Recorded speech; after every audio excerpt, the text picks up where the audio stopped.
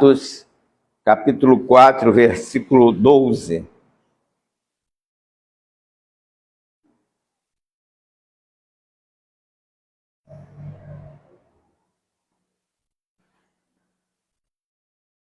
E não há salvação em nenhum outro, pois debaixo do céu não há outro nome entre os homens pelo qual devamos ser salvos.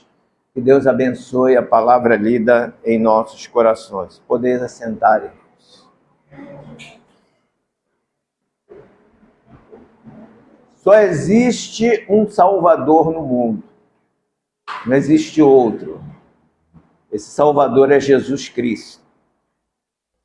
Em Provérbios, capítulo 11, versículo 14, nós podemos ler o seguinte: não havendo sábia direção, o povo cai.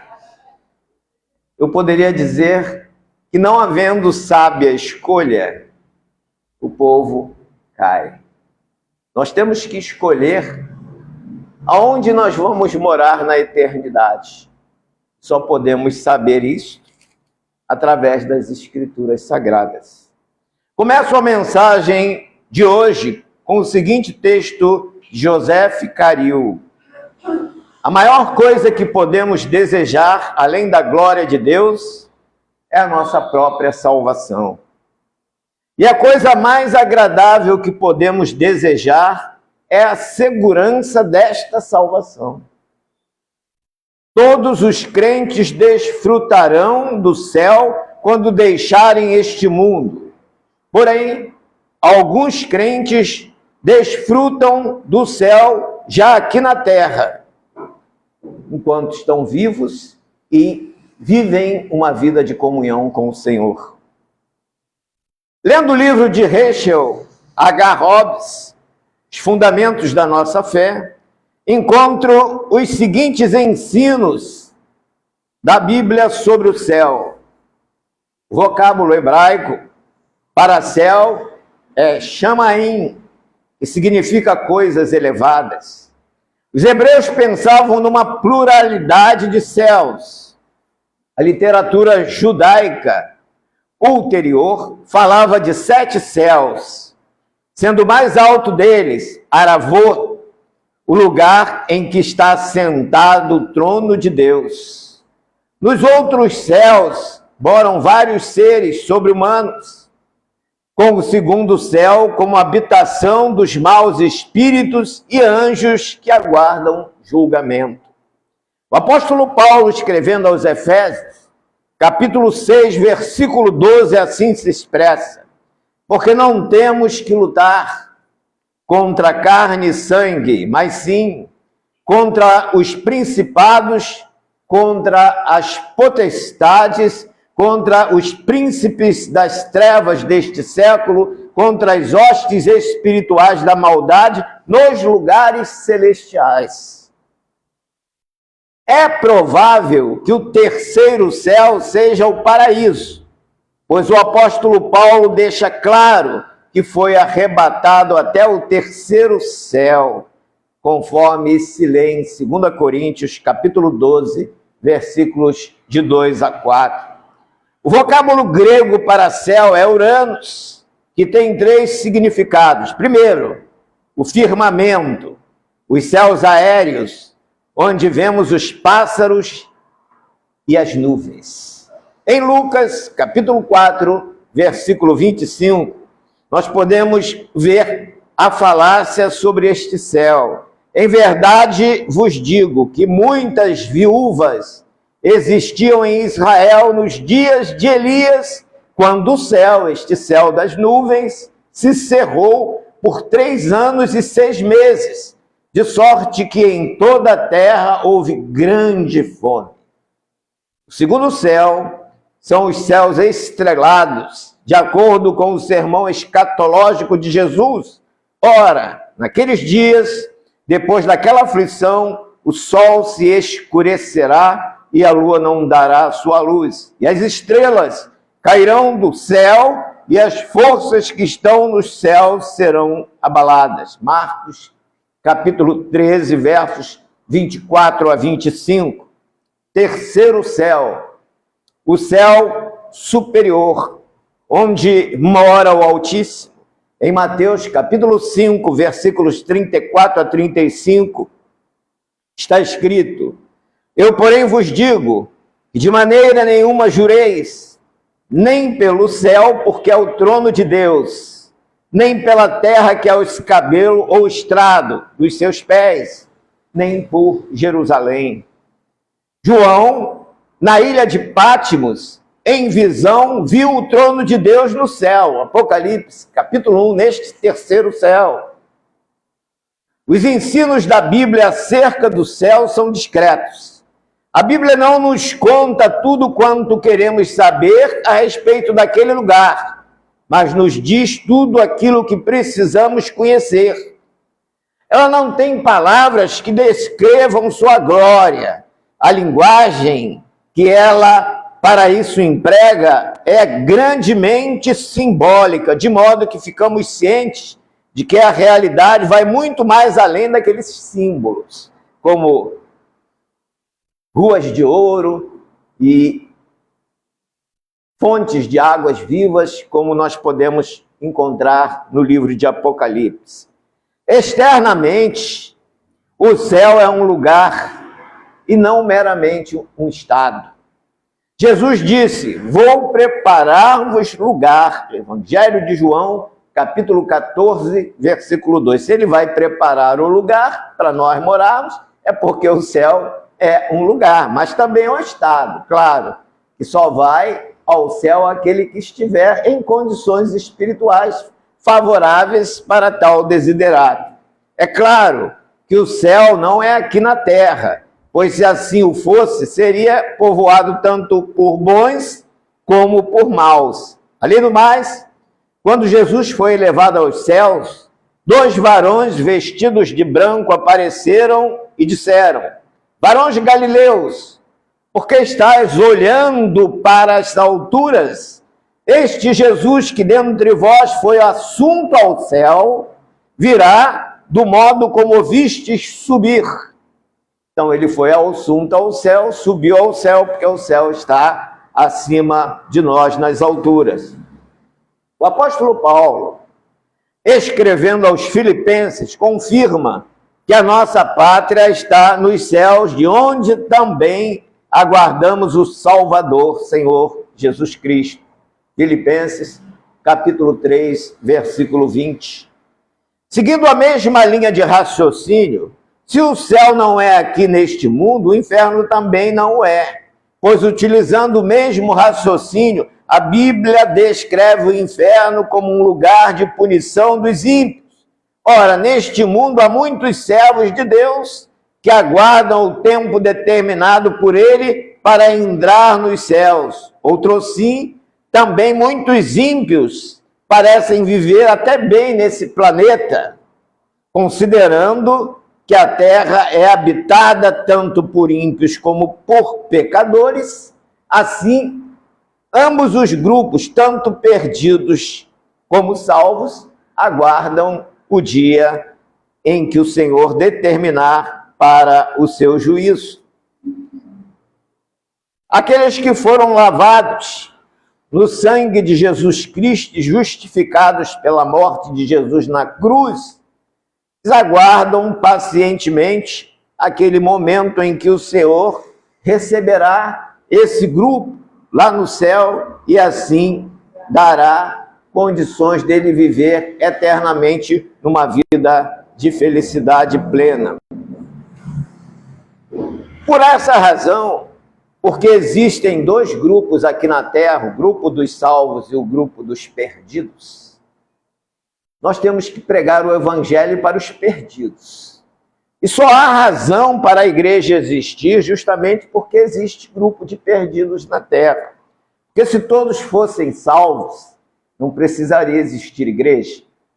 Todos seríamos já levados de imediatamente para o céu. Por isso que a igreja tem que exercer o papel de evangelizar, de pregar o evangelho às nações. Vou exemplificar o caso do apóstolo Paulo. Ele nunca estivera na cidade de Colossos. Vocês sabiam disso?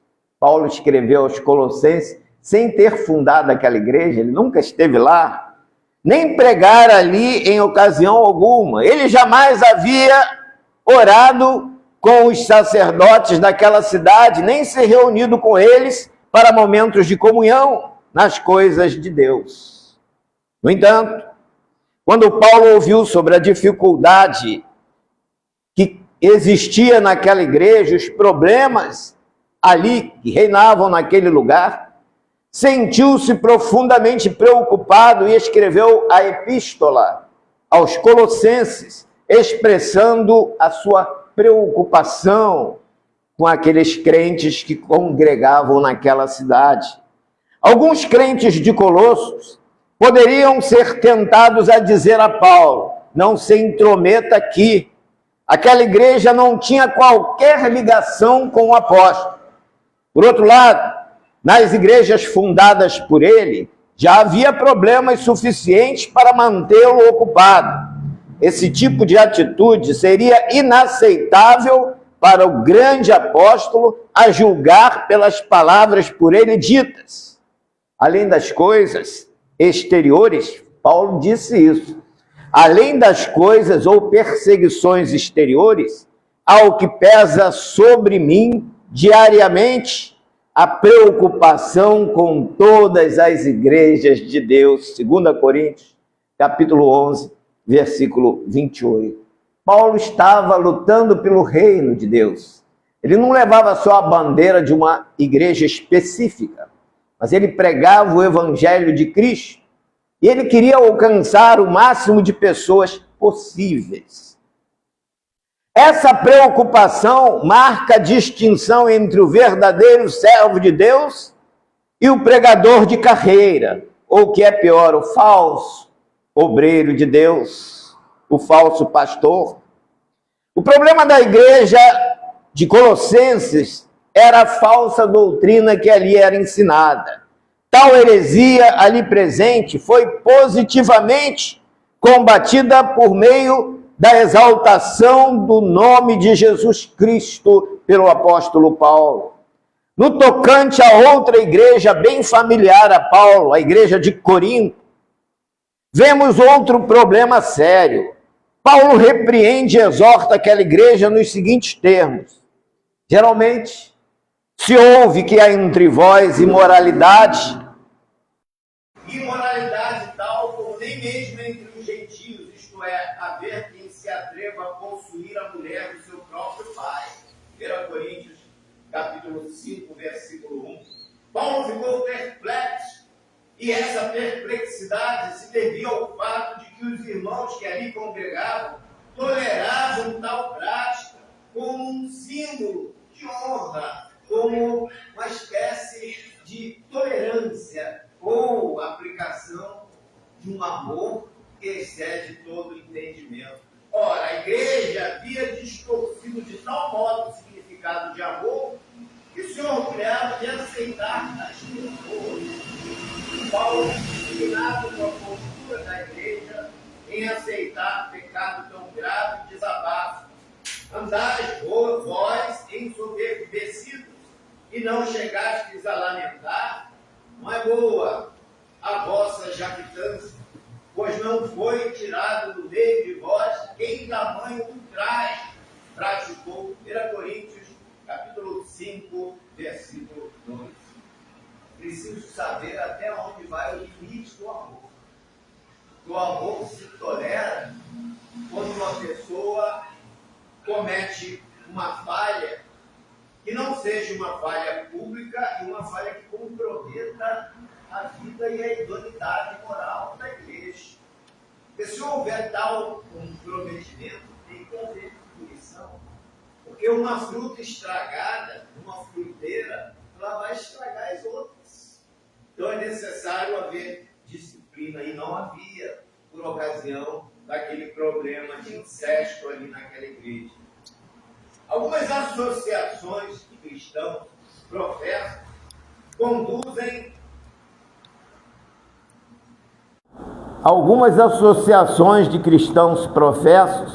conduzem atualmente a luta em favor de uniões de pessoas do mesmo sexo, homossexualidade no sacerdócio, uniões estáveis e outras práticas que se mitigam contra a pureza sexual e os laços do matrimônio. Ora, a igreja que tolera tais práticas está totalmente fora do verdadeiro ensino bíblico da palavra de Deus.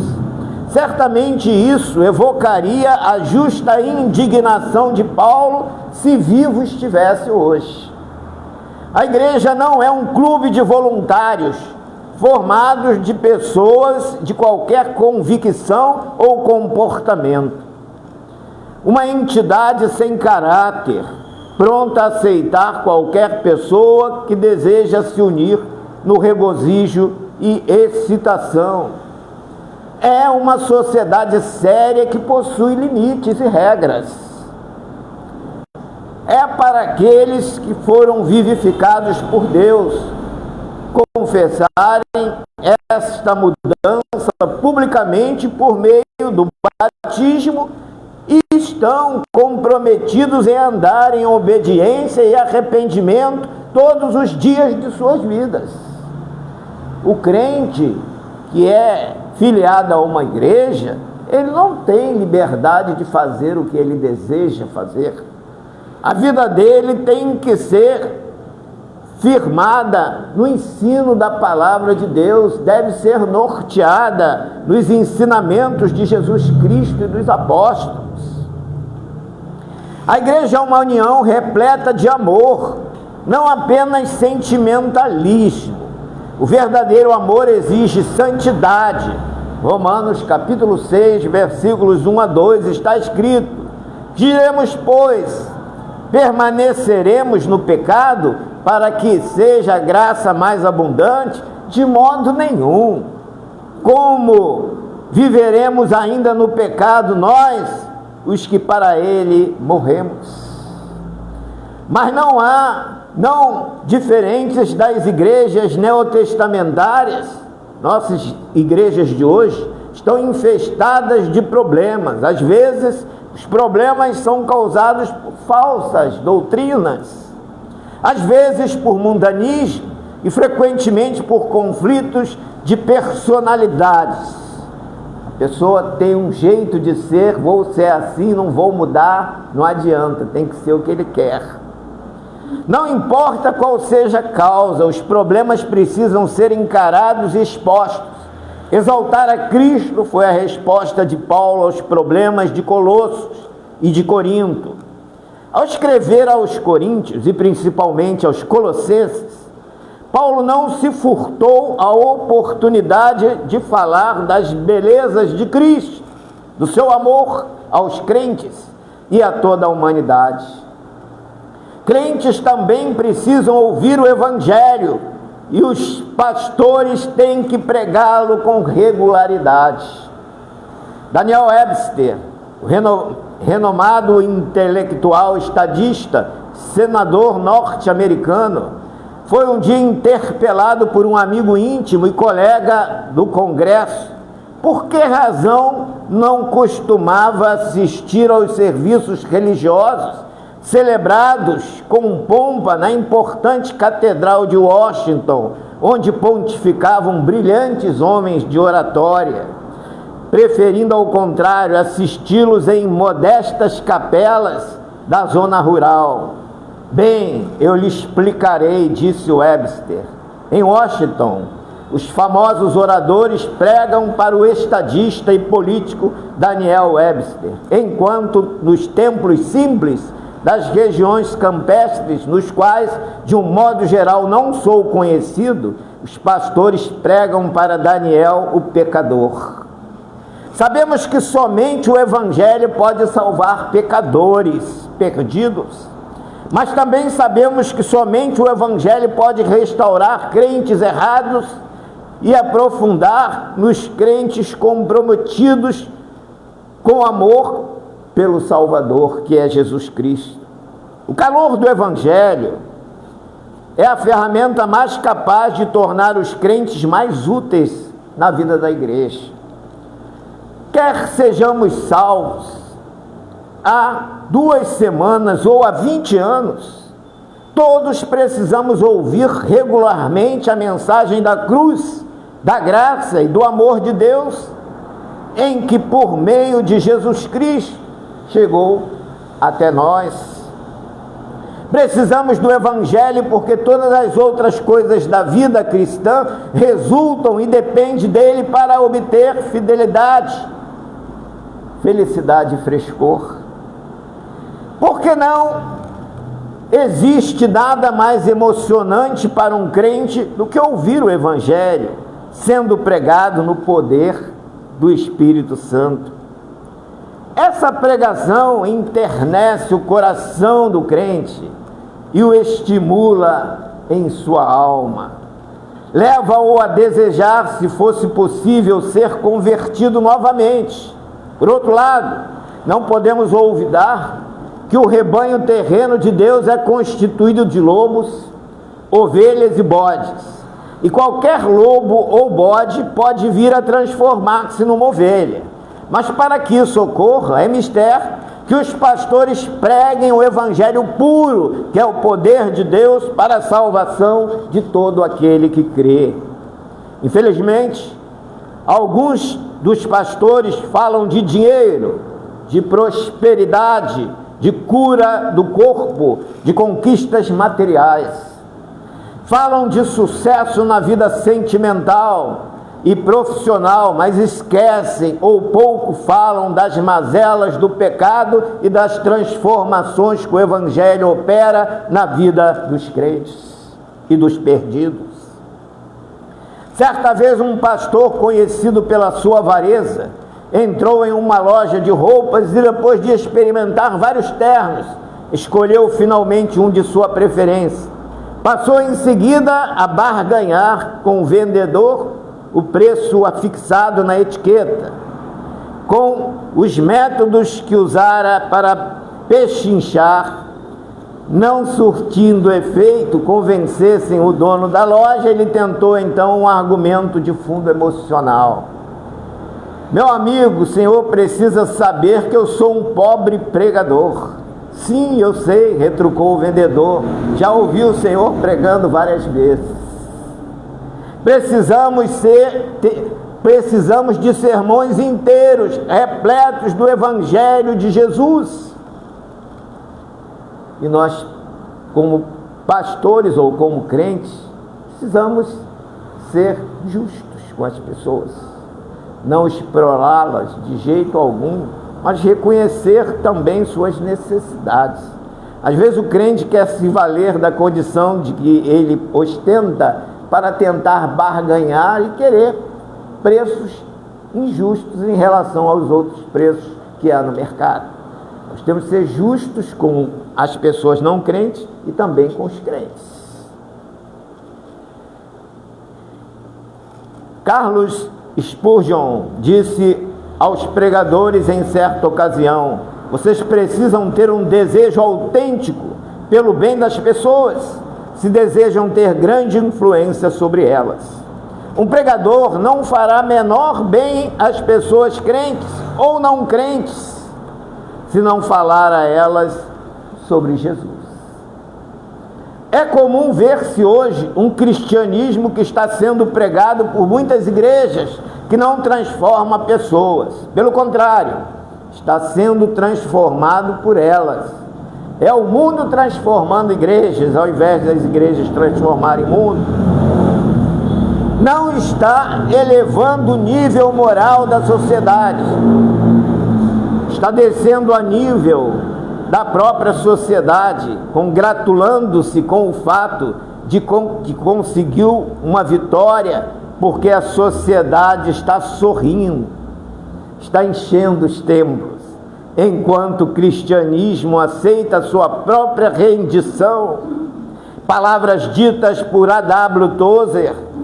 Mas, para nos socorrer desses males, o evangelista João vem a lume e nos diz o seguinte: não ameis o mundo, nem as coisas que no mundo há. Se alguém amar o mundo, o amor do Pai não está nele. Porque tudo que há no mundo, a concupiscência da carne, a concupiscência dos olhos e a soberba da vida, não procede do Pai, mas procede do mundo. Ora, o mundo passa, bem como a sua concupiscência, mas aquele que faz a vontade de Deus permanece para sempre. 1 João, capítulo 2, versos 15 a 17. Na parábola do semeador, Jesus ensina por meio da semente, que foi semeada no meio dos espinhos, que a sufocaram, tal qual os prazeres deste mundo, como modismo, jogos do azar, diversões, aventuras, dinheiro, fama, vícios, tudo sufoca a palavra de Deus, fazendo-a infrutífera no coração de quem a ouve. Tanto crente como não crente sente verdadeiramente vontade de seguir os atrativos deste mundo, se a palavra não estiver enxertada no seu coração. O diabo, o grande sedutor, se aproveita do fascínio que o mundo exerce sobre alguns crentes, principalmente na vida dos incrédulos, para atraí-los ao pecado, à corrupção e à imoralidade. Isso tem levado muita gente ao fundo do poço. Um casal foi fazer compras numa determinada loja do Rio de Janeiro. O dono do estabelecimento, distraído, entregou um embrulho que continha 80 mil reais em notas de 100. No carro, o casal, quando foi conferir a compra, percebeu o equívoco e voltou para devolver o dinheiro ao dono e levar a mercadoria trocada.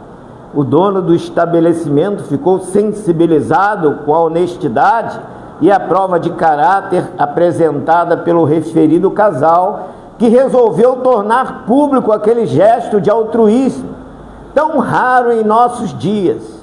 Ligou para o departamento de jornalismo de uma emissora para prestar homenagem ao jovem casal. O homem, desesperado, disse ao dono: não, pelo amor de Deus, não faça isso. Minha esposa assiste os telejornais todos os dias. Ela pensa que eu estou viajando. Se ela descobre que eu estou aqui em companhia de uma mulher, meu casamento acaba. E sabe o que é que a mulher diz? E o pior é que meu marido trabalha nesta emissora e ele é bastante ciumento. Como diz o velho jargão, não se pode elogiar. Sempre por trás daquela atitude que mereça elogio deve ter alguma coisa oculta. Por falar em elogiar, dois jovens pertenciam a uma igreja evangélica, ambos com características diferentes. Um era casado, o outro solteiro. O casado era seminarista, trabalhava muito no evangelismo e participava ativamente de todos os trabalhos da igreja. Solteiro, por sua vez, ele faltava às vezes aos trabalhos da igreja, era um pouco relapso com a obra de Deus. Por falta de tempo, o seminarista deixava o cabelo crescer um pouco, que mereceu a atenção do pastor e a reprovação deste, que começou a pregar sobre aparência. Um dia, inadvertidamente, esse pastor chamou o jovem solteiro à frente da igreja e rasgou elogios sobre ele, dizendo que era um exemplo para todos da igreja, jovem modelo que tinha o cabelo cortado como um soldado do exército. Que aquele pastor não sabia que aquele jovem tão elogiado dava um péssimo testemunho no bairro, não respeitava as moças da igreja e nunca estava presente nos trabalhos de evangelismo e nos principais eventos. Gostava muito de falar à frente da igreja e demonstrar algo que ele não possuía. O jovem seminarista, entristecido com aquela atitude do pastor, resolveu deixar aquela igreja e procurar uma outra, onde fosse mais reconhecido. Passados alguns anos, o seminarista, agora pastor de uma igreja, anuncia aos visitantes, e dentre os presentes lá estava aquele pastor acompanhado de uma mulher que não era sua esposa. E este pastor desconcertado apresentou aquela mulher como sua irmã. Esse fato é verídico, eu estou lhes dizendo isso para que os irmãos entendam que o Evangelho deve ser pregado nos púlpitos, nas igrejas e fora delas. O Evangelho é o poder de Deus para a salvação de todo aquele que crê, primeiro do judeu e também do grego, diz o apóstolo Paulo na Escritura aos Romanos, capítulo 1, versículo 16. Tiago diz em sua epístola, no capítulo 4, versículo 4, que a amizade do mundo é inimizade contra Deus. E Paulo afirma que nós crentes devemos apresentar nossos corpos em sacrifício vivo, santo e agradável a Deus num culto racional. Não devemos nos conformar com o mundo, ou seja, andar conforme o mundo, mas transformá-lo pela renovação do nosso entendimento. Muitos crentes tiram como modelo, como modos viventes, o mundo, para viver de acordo com a moda, de acordo com o estilo que há no mundo. Mas nós devemos viver de acordo com o estilo da Bíblia, com aquilo que a Bíblia nos ensina, para sermos atração para o mundo, sal da terra e luz do mundo. A pregação faz limpeza quando constituída pela palavra de Deus. Em João capítulo 15, versos de 1 a 3, Jesus ensina o seguinte aos seus discípulos: eu sou a videira verdadeira, meu Pai é o agricultor.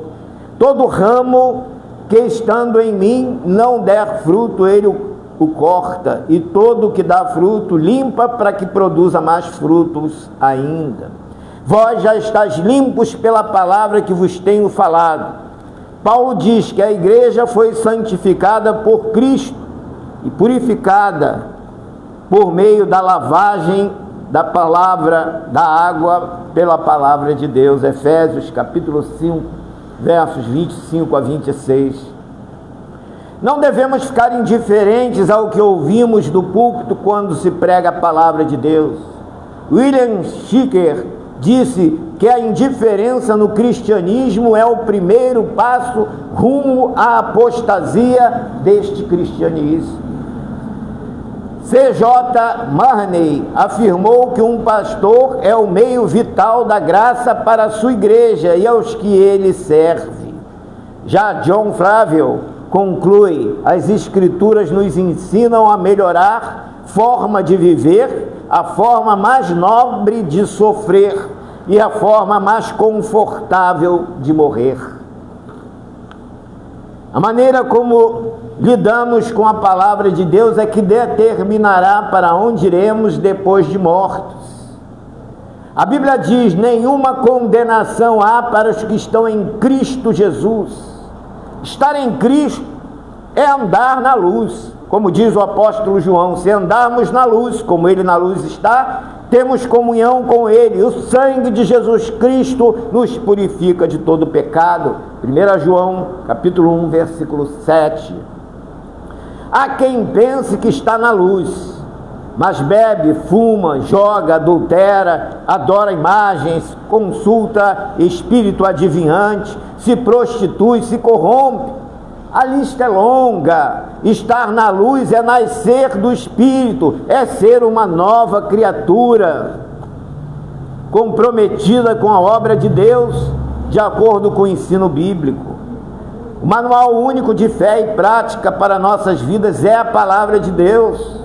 Jesus disse: examinai as Escrituras, porque cuidais ter nelas a vida eterna, e são elas que de mim testificam. João capítulo 5, verso 39. Pois bem, as Escrituras que Jesus mandou que lêssemos, é que diz que debaixo do céu nenhum outro nome é dado entre os homens pelo qual devamos ser salvos. Diz a palavra de Deus: quem está em Cristo, nova criatura é, as coisas velhas já passaram e tudo se fez novo. Esse é o diferencial de quem verdadeiramente está na luz, de quem é o verdadeiro cristão. Mudança de vida. O que ele fazia como velho homem, os pecados que ele cometia antes, ele passa a aboli-los e se torna uma pessoa espiritual. Se você diz que está em Cristo, mas continua com os vícios antigos de gostar de bailes, de relações sexuais fora do casamento, de admirar até festas carnais, como festa de carnaval e outras da carne, você ainda está vivendo nas trevas do pecado.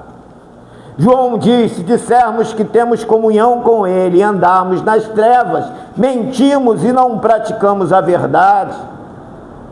E o pior é que os mentirosos não entram nos céus. Apocalipse, capítulo 21, versículo 8.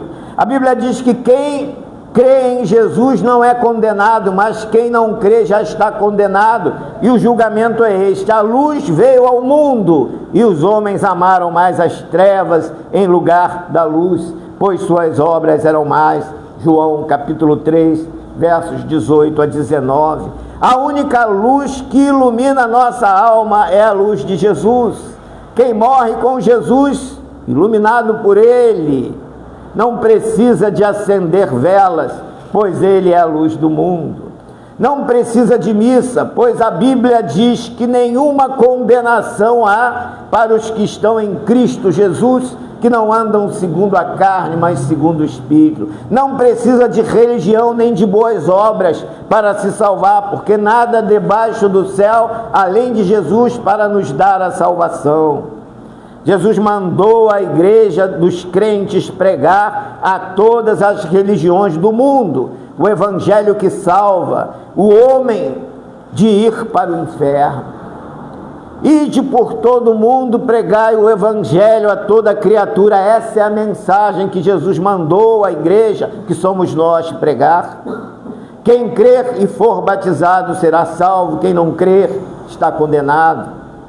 O evangelho está infestado de religiosos que creram, mas em suas religiões e nas obras de caridade, que praticaram, mas não creram em Jesus a ponto de mudarem suas vidas. O inferno está cheio dessas pessoas que deixaram este mundo com essas convicções. Foi o próprio Jesus quem disse: nem todo que me diz Senhor, Senhor, entrará no reino do céu, mas aquele que faz a vontade de meu Pai que está no céu. Mateus, capítulo 7, versículo 21. Enfim, estar em Cristo é não amar o mundo com seus prazeres pecaminosos, porque quem ama o mundo com suas concupiscências carnais, o amor do Pai não está nele. Os que vivem na carne não podem agradar a Deus, pois a mentalidade da carne é morte, ela é inimiga de Deus. Romanos, capítulo 8, versos de 1 a 8. Só é salvo o sábio, e esta sabedoria não se adquire em compêndios científicos ou cadeiras de universidades. Ela vem de Deus. Como afirma o escritor sacro, o temor do Senhor é o princípio da sabedoria. Provérbios, capítulo 1, versículo 7. Homens de grande erudição morreram e nos deixou as seguintes expressões na hora da morte. Voltaire, que era conhecido como um ateu declarado, ao morrer ele diz: vou morrer e vou para o inferno. César Borgia, outro homem da ciência: estou morrendo sem estar preparado. Juliano, o apóstata, também ateu, na hora da morte ele exclama: venceste, ó Galileu. Chartres: eu daria uma fortuna para crer que o inferno não existe, mas ele existe. Vejam agora o que disseram sobre as mesmas circunstâncias servos de Deus. John Wesley: o melhor de tudo é que Deus está comigo agora. Cervantes: isto sim é que é morrer. James Hope: Graças a Deus, aqui não há trevas. Martinho Lutero, tu me resgataste, ó Deus fiel. Estevão, Senhor Jesus, nas tuas mãos entrego o meu espírito. Paulo, porque já estou sendo oferecido por aspersão de sacrifício e o tempo da minha partida está próximo. Combati o bom combate, acabei a carreira, guardei